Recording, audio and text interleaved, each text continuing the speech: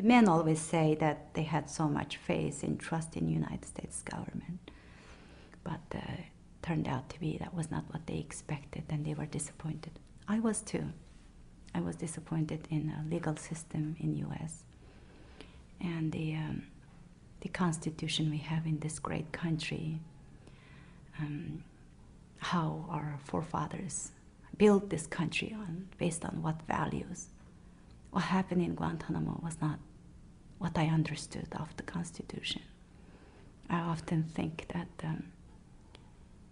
what if, forefathers, they know what's happening today in Guantanamo, how they feel about this. But, and I always have my faith and trust in the government that they are going to correct this mistake and do the right thing, especially when President Obama came to the office. Almost like next day, he announced that he was going to shut down Guantanamo within 1 year.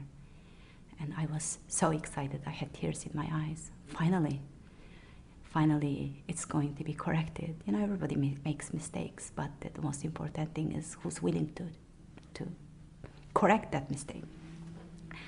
But now we are approaching that deadline in a couple of weeks, and it's not going to happen. So those are the kind of things disappoints me, and I guess my 20 years in the United States, I always want to see the great side of the United States.